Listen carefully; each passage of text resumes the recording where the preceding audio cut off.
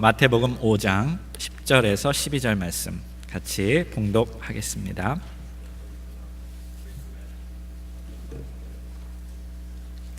다 함께 읽겠습니다. 시작. 의를 위하여 핍박을 받은 자는 복이 있나니 천국이 저희 것임이라. 나를 인하여 너희를 욕하고 핍박하고 거짓으로 너희를 거스려 모든 악한 말을 할 때에는 너희에게 복이 있나니 기뻐하고 즐거워하라. 하늘에서 너희의 상이 큼이라. 너희 전에 있던 선지자들을 이같이 핍박하였느니라. 아멘. 자리에 앉아 주십시오. 드디어 팔복 마지막 복을 오늘 같이 보겠습니다. 여기 나오는 팔복은 세상에 말하는 복과는 전혀 다른 복입니다. 주님께서 말씀하시는 복은 잠깐 있다가 없어지는 복이 아니라 영원한 복의 말씀입니다. 물질적이고 쾌락적인 말씀이 아니라 관계적이고 영적이고 또 영원한 그러한 복을 말하고 있습니다. 우리에게 하나님이 임한다는 복, 천국이 우리 것이라는 복, 이것은 하나님과 인격적인 교류가 있다라는 것입니다. 성령의 역사가 우리 안에 들어온다는 것입니다. 그리스도의 물밀듯 그 사랑이 우리 안에 들어와서 연결되어서 우리가 힘을 얻게 되는 거죠. 영적인 힘을 얻습니다.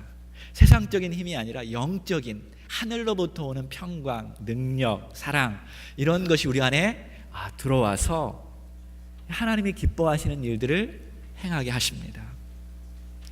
하나님의 형상이 회복됩니다. 하나님의 영이 우리 안에서 살아나게 됩니다.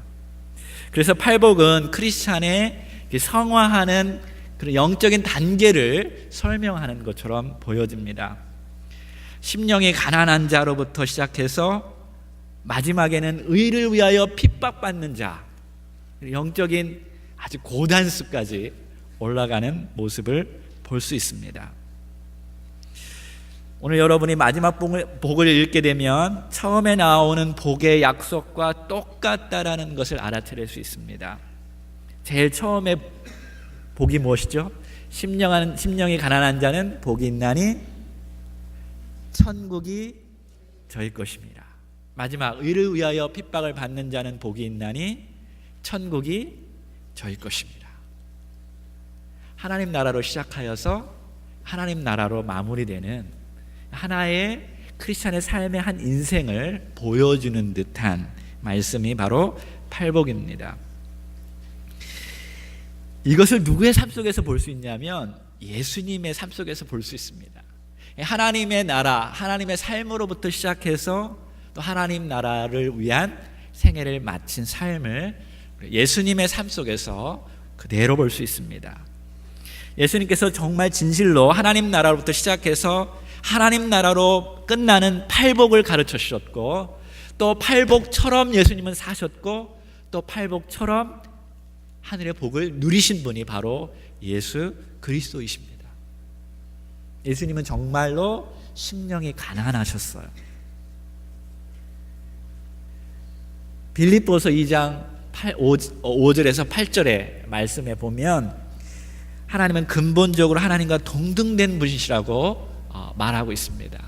너희 안에 이 마음을 품으라 곧 그리스도 예수의 마음이니 6절에 그는 근본 하나님의 본체시나 하나님과 똑같은 분이시나 하나님과 동등함을 취할 것으로 여기지 아니하시고 7절 오히려 자기를 비워 종의 형체를 가져 사람들과 같이 되었고 사람의 모양으로 나타나셨음에 자기를 낮추시고 죽기까지 복종하셨으니 곧 십자가의 죽으심이라.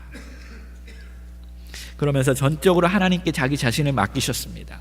사역의 시작부터 사역의 마무리까지 온전히 하나님을 의지하고 하나님께 영혼을 맡기시면서 이 생애를 마치셨죠.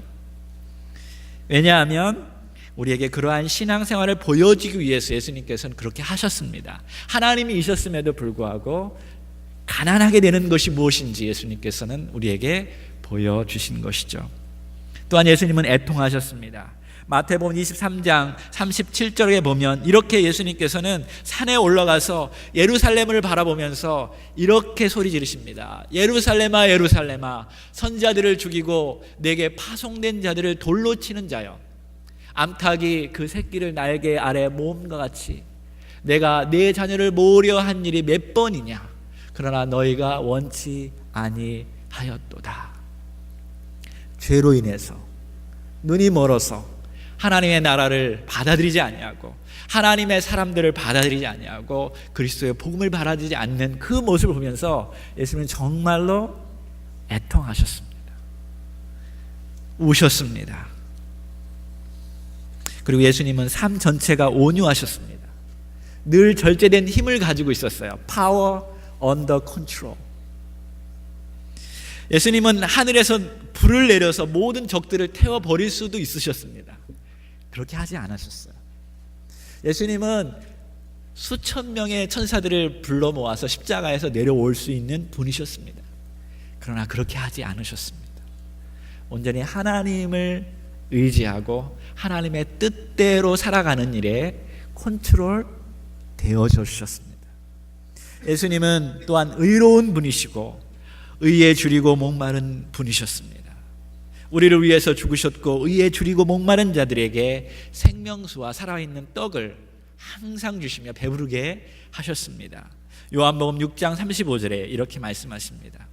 예수께서 가라사대 내가 곧 생명의 떡이니 내게 오는 자는 결코 줄이지 아니할 것이요 나를 믿는 자는 영원히 목마르지 아니하리라. 예수님은 또한 자비로우신 분이셨습니다. 우리를 긍휼히 여기셨고 우리를 위해 이 땅에 오셨고 우리와 함께 하셨고 십자가 위에서 못 박혀 죽으셨습니다. 에베소서 2장 4절 5절에 보면 이렇게 말씀하십니다.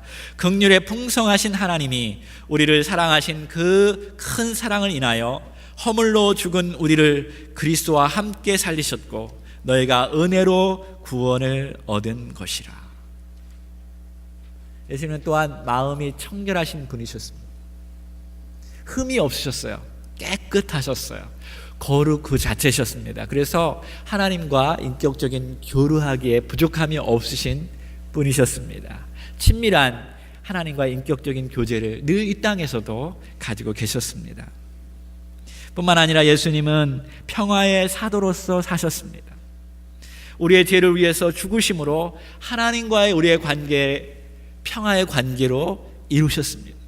예수님 안에 그래서 평안이 있고 예수님과 함께 할 때 평안의 하나님 그 은혜를 누리게 될 수 있게 되었습니다. 또한 그 평강을 성령님과 함께 누리도록 그 사역을 감당하도록 성령님께서는 끊임없이 그 평강을 우리에게 부어 주십니다. 이렇듯 팔복은 예수님의 온전한 삶을 그려주고 있습니다. 예수님은 이 팔복을 말씀하셨을 뿐만 아니라 팔복대로 사셨습니다.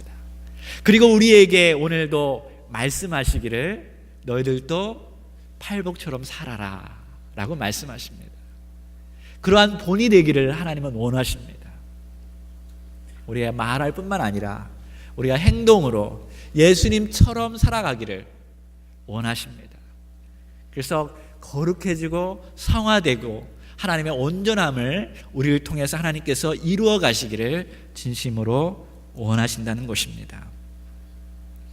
자, 이제 8번째 복을 상고하기를 원합니다. 그것은 핍박으로 얻는 복입니다. 제가 일주일 동안 이것을 준비하면서 참 자격도 없고 부족한 제가 어떻게 이러한 복을 말할 수 있는지 그 말조차도 너무 힘들어서 많이 기도하는 시간을 제가 갖게 되었습니다.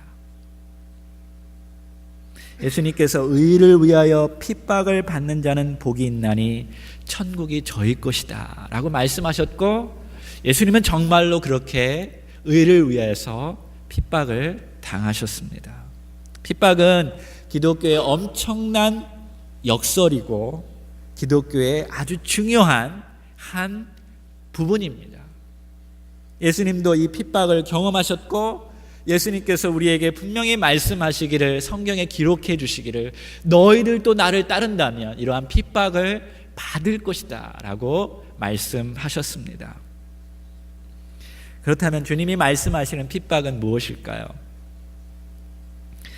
첫 번째, 핍박의 여러 모습들을 한번 나누기를 원합니다. 핍박이라는 단어는 예수님의 삶 속에서 비춰볼 때 여러 가지 면들이 보여집니다. 첫 번째, 핍박은 원수, 적으로서 산다는 것을 의미하고 있습니다. 예수님은 끊임없이 그의 적으로부터 공격당했어요. 핍박받는다는 것은 적이 생긴다는 거예요. 그리스도를 따른다는 것은 반드시 적이 생긴다는 거예요. 원수가 생긴다는 것입니다. 그래서 사탄 마귀가 예수님을 끊임없이 공격해 왔습니다. 예수님이 사역할 때마다, 큰 사역을 할 때마다 공격해 왔습니다. 바리새인들도, 서기관들도 계속적으로 예수님을 향해 압박을 가해왔고, 여러 가지 유혹을 던졌고, 음모를 꾸며서 덫에 걸리도록 계속 압박해 왔습니다. 두 번째, 핍박은 이 신체적인 공격뿐만 아니라 정신적으로, 영적으로 어려움을 겪고 있다는 것을 내포하고 있습니다. 예수님은 수많은 사람들의 피로를 채우느라고 신체적으로 얼마나 어려웠는지 모릅니다. 어느 순간에는 잠도 잘 수 없는 육신에 정신적으로, 영적으로 굉장히 궁핍함과 힘겨움을 겪으셔만 했습니다. 또한 성숙하지 못한 제자들 때문에 정신적으로, 영적으로 얼마나 피곤했는지 모릅니다. 조금만 틈을 두면 제자들은 자리다툼을 하죠. 조금만 틈을 두면 하나님, 예수님과 생각과 좀 멀어져서 예수님이 심지어 사단아 내 뒤로 물러가라, 가장 가까운 사람으로부터 힘겨움을 경험한 것도 그의 핍박이라고 볼 수 있습니다. 또한 예수님은 마태복음 5장 11절에서 이렇게 핍박을 소개해 주고 있습니다. 나를 인하여 너희를 욕하고 핍박하고 거짓으로 너희를 거스러 모든 악한 말을 할 때에는 너희에게 복이 있다라고 말씀하십니다. 첫 번째 보니까 욕당한다라는 표현이 있어요. 여러분, 욕을 당하는 것도 핍박입니다. 욕당하면 정신적으로 얼마나, 인격적으로 얼마나 손상당하는지 모릅니다. 마귀는 본질적으로 거짓말하는 자고, 마귀가 부리는 사람들은 거짓말을 하죠. 그래서 엄청 거짓말을 가지고 핍박하고 욕을 합니다. 예수님도 침뱉음을 받았다고 말해요. 인격적으로 얼마나 큰 압박과 얼마나 큰 손상을 입었는지 모릅니다. 심지어 예루살렘에 들어갈 때 찬양했던 사람들이 시간이 좀 지나자 십자가에 못 박으라고 예수님을 모욕하기까지 하였습니다. 또 사단의 꼬임에 의해서 여기 보면 거짓으로 너희를 거스려 온갖 악한 말을 한다고 말합니다. 이러한 자들이 예수님께서 말씀하시죠. 복이 있다라고 말합니다. 교회 역사 속에서 교회를 해치려고 수많은 거짓말로 얼마나 신실한 그리스도인들이 고통당했는지 모릅니다. 오늘날에도 여러분 정말 하나님을 위해서 열심히 성실히 일하는데도 불구하고 누군가가 얼마나 거짓으로 여러분을 욕하고 여러분을 얼마나 인격적으로 손상시키는지 모릅니다. 이 말씀이야말로 여러분을 위로할 줄로 믿습니다. 정말 속상하잖아요. 인격적으로 얼마나 핍박을 받습니까? 근데 주님께서 말씀하십니다. 내가 나를 위해서 한 일을 가지고 욕을 당할 때는 오히려 너에게 복이 있도다 라고 말씀하셔요. 저는 애매히 고난받는 것도 핍박이라고 생각합니다. 사도 바울은 이렇게 말합니다. 너희들이 주의 일을 할 때 애매히 고난받는 것도 있다라는 거죠. 베드로전서 2장 19절부터 20절에 이렇게 말합니다. 우리 다 함께 한번 읽어볼까요? 시작. 애매히 고난을 받아도 하나님을 생각함으로 슬픔을 참으면 이는 아름다우나 죄가 있어 매를 맞고 참으면 무슨 칭찬이 있으리요. 오직 선을 행함으로 고난을 받고 참으면 이는 하나님 앞에 아름다우니라. 아멘. 뭐 왜 그런지 모르는 경우들이 많아요. 왜 그런지 모르는데 힘들고, 왜 그런지 모르는데 아프고, 이렇게 애매히 고난 당하는 경우도 있습니다. 잘 모르는 경우도 있어요. 그러나 하나님을 생각하고 네가 그 고난을 참으면, 그 아픔을 참으면 그건 아름다운 것이다. 하나님께서 아름답게 여길 것이다 라고 사도 베드로는 우리에게 이야기하고 있습니다. 교회 내에서도 얼마나 의사소통이 안 되고 또 선한 일을 하다가 애매히 고난 받는 경우가 얼마나 많습니까? 그럴 때일수록 이 말씀처럼 하나님을 생각하면서, 예수님을 생각하면서 그 고난을 이겨나가는 시온 식구들 되기를 주의 이름으로 축원합니다. 근데 여기서 주의할 것이 있습니다. 문제는 내가 잘못해서 받는 고난은 고난이 아니라는 거예요. 또 하나, 여기서 정말 알아야 하는 마지막 팔복의 가장 핍박의 의미를 이야기하는 것 중에 이 부분을 이해해야 돼요. 세상적인 의 때문에 고난받는 그 고난을 이야기하고 있지 않아요. 여기서 말하는 고난은 예수님 때문에 받는 고난을 말하고 있습니다. 마태복음 5장 11절에 이렇게 말씀하셔요. 뭐라고요? 나를 인하여. 여기서 나가 누구죠? 예수님 말씀하십니다. 나 때문에 너희를 욕하고 핍박하고 거짓으로 너희를 거스려 모든 악한 말을 할 때에는 너희에게 참으로 복이 있다라는 것입니다. 예수는 그리스도여 살아계신 하나님의 아들입니다. 우리 죄를 위해서 죽으시고 우리를 살리셨고 영원한 천국에 우리를 안내하는 분이 바로 예수님입니다. 나는 예수님 때문에 내 생애가 변하였습니다. 당신도 예수님 믿으십시오. 이렇게 복음을 증거하고 예수님, 나는 이제 예수님처럼 살겠습니다 라고 하나님 앞에서 거룩하고 온전하고 바르게 살 때에 세상에 고난을 준다는 거예요. 핍박한다는 거예요. 그럴 때 너에게 복이 있다 라고 주님이 말씀하십니다. 왜 이런 핍박을 받을까요? 우리가 빛을 증거하고 빛대로 살아가면 어두움이 싫어하기 때문에 그렇습니다. 그래서 어두움이 강할수록, 어두움의 세력이 강할수록 그 박해는 더욱 심해져요. 반대로 빛이 강할수록 어두움의 박해는 더더욱 커질 것입니다. 뭐예요? 우리가 그리스도의 빛된 역할을 강하게 드러나면 마귀의 역사가 더 커지는 거예요. 그래서 왜 나에게 고통이 있고 왜 이런 시련이 있을까? 반대적으로 봤을 때는 우리가 잘하고 있다는 증거일 수 있습니다. 할렐루야. 나는 하나님이 축복해 주셔서 정말 나는 다 행복해, 나는 정말 좋아. 반대적으로 봤을 때 어쩌면 그 사람은 진짜로 신앙생활을 안 하는지도 모릅니다. 이 말씀에 비춰볼 때는 정말 예수님께서 말씀하시기를 진정으로 너희가 하나님 앞에 온전하게 살고자 한다면 주변의 사람들이 너희를 핍박할 것이라는 거예요. 안드레와 시몬, 베드로 다 십자가에 못 박혀 죽었습니다. 베드로는 거꾸로 십자가에 못 박혀서 죽었어요. 죽으면서 이렇게 말합니다. 나는 예수님처럼 죽을 수 없습니다. 그래서 그들이 거꾸로 매달아서 십자가에 못 박혀 죽게 하였습니다. 요한은 유배섬이었던 반모섬에서 홀로 늙은 나이에 죽었어요. 야고보는 성전에서 떨어져서 사람들에게 매맞아 죽었습니다. 바돌로메는 산채로 피부가 벗겨져서 죽었고 다른 제자들은 화살로 칼로 죽임을 당하였습니다. 그들은 다 예수님 때문에, 예수님이 하나님의 자녀요, 예수님을 믿을 때 천국 가고 예수님을 믿지 않을 때 영원한 지옥에 간다고 말했을 때 이러한 핍박과 고난을 당하였습니다. 그 이후에도 복음이 전파되는 곳곳마다 그리스도의 빛이 강하게 드러날 때마다 박해가 일어났다는 것을 우리의 기독교의 역사 속에서 우리는 분명히 볼 수 있습니다. 오늘날에도 예수님 때문에 핍박을 받습니다.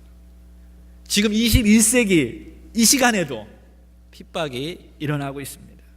국제복음 사전에 의하면 예수님이 죽으신 이후에 지난 2000년 동안 대략 430만의 그리스도인들이 순교당했다고 했습니다. 그리고 50%인 200만 명은 지난 100년 동안 1900년부터 2000년 사이에 순교당했다고 합니다. 현재 2억의 크리스찬들이 매일 핍박을 받고 그 중에 60%가 어린아이들이라고 합니다. 오픈도어 선교회라는 미국의 유명한 선교회가 있습니다. 거기서 이렇게 말합니다. 2012년도에 1201명이 순교당했고 2013년도 작년에는 2123명이 순교당했다고 합니다. 2배로 늘어났다고 말합니다. 솔직히 이런 이야기를 들을 때 저는 믿겨지지가 않아요. 몸으로 다가오지 않습니다. 왜? 우리는 지금 너무 편안한 곳에서 신앙생활을 하기 때문에 그래요. 우리가 보는 것은 너무나 안락한 곳이고 자유로운 곳인데 우리가 조금만 비행기 타고 가면 그곳에서는 엄청난 박해와 핍박이 일어나고 있다라는 것입니다. 그러므로 오늘 우리가 어떻게 살아가야 할까요? 그리스도 때문에 핍박받는 이들을 위해서 기도하고 협력해야 하지 않겠습니까?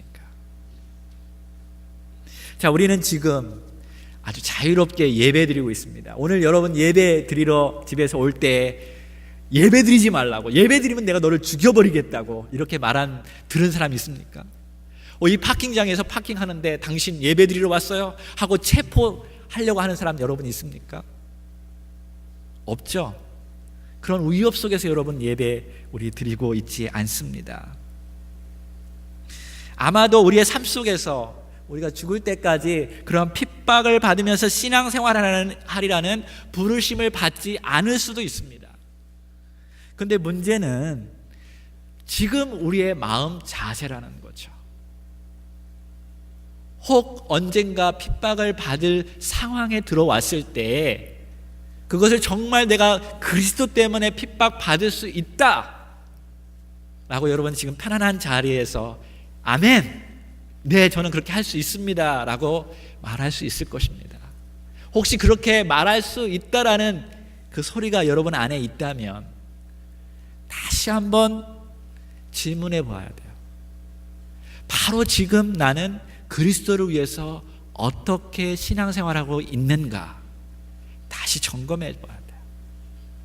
내 미래가 아니라 바로 이 순간에, 바로 오늘 나는 지금 감사하는 마음으로 예배드리고 있는가? 나는 정말 그리스도를 위해서 성경 공부하는데 정말 기쁘게 감사함으로 참여하고 있는가? 아니면 그냥 시간 조금 내가지고 큐티하고 시간 내서 예배드리러 오고 그냥 하나님 위해서 나를 쇼업하기 위해서 예배드리는가? 다시 한번 우리는 점검해 보아야 돼요. 조그만 일에 불평하고 있지는 않은가? 혹시 파킹장 오늘 비가 와서 여러분 신발 조금 이렇게 안 좋아져서 불평하고 있지는 않습니까? 혹은 집안의 어떤 조그만 일로 인해서 불평하고 있지는 않습니까? 지금도 예배드리기 위해서, 지금도 성경 말씀 읽기 위해서 정말 핍박 가운데, 고통 가운데 누가 볼까봐 밤늦게 쭈그리고 앉아서 그 추운 곳에서 성경 읽고자 하는 그들의 마음을 헤아릴 때 우리의 신앙이 지금 어떤가라는 것을 돌아보아야 합니다. 두 번째로는 나는 하나님 나라의 유익을 위해서 정성껏 헌금하고 있는가 한번 돌아보아야 합니다.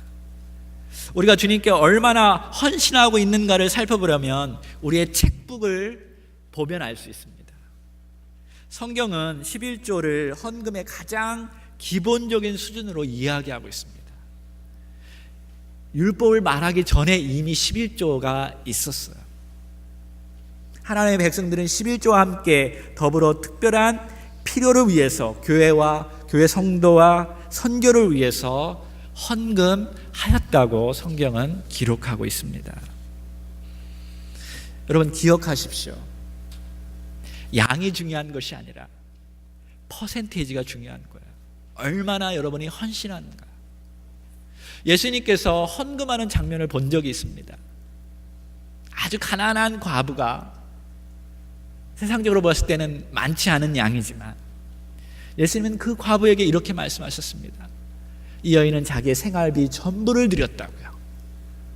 그래서 예수님은 오히려 그녀를 칭찬한 것을 우리가 볼 수 있습니다.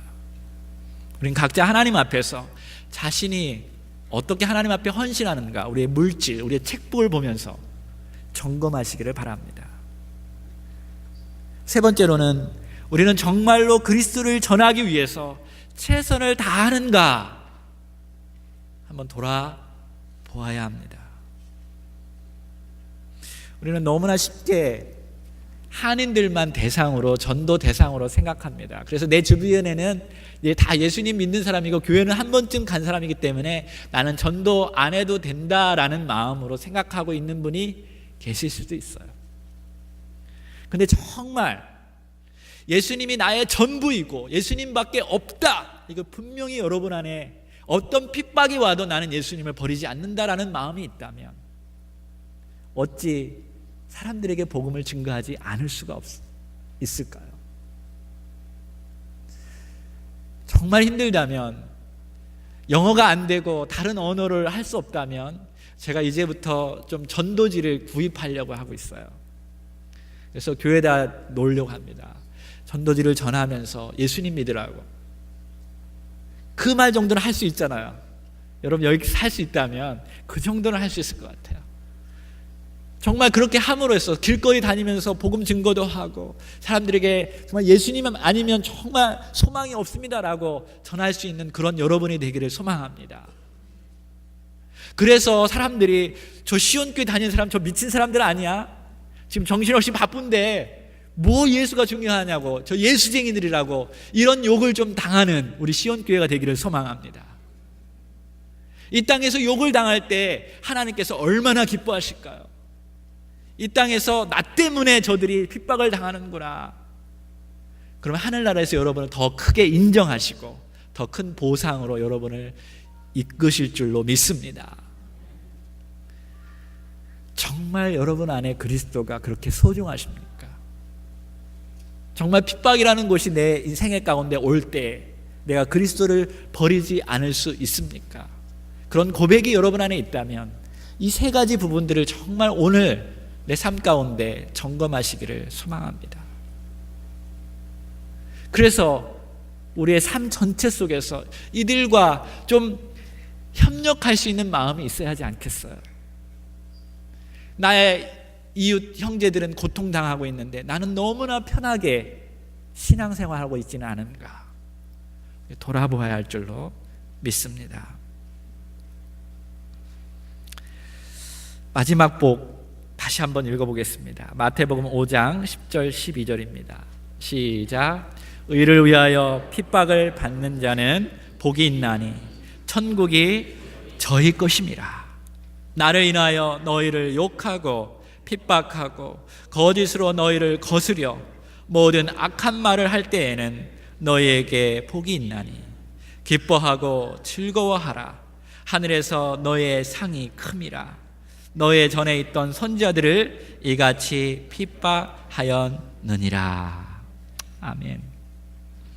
이렇게 우리가 예수님을 모시고 그 은혜와 그 사랑을 가지고 빛된 역할을 하면 어두움이 반드시 핍박할 것입니다. 그것이 강할 때 우리 소금이 되면 돼요.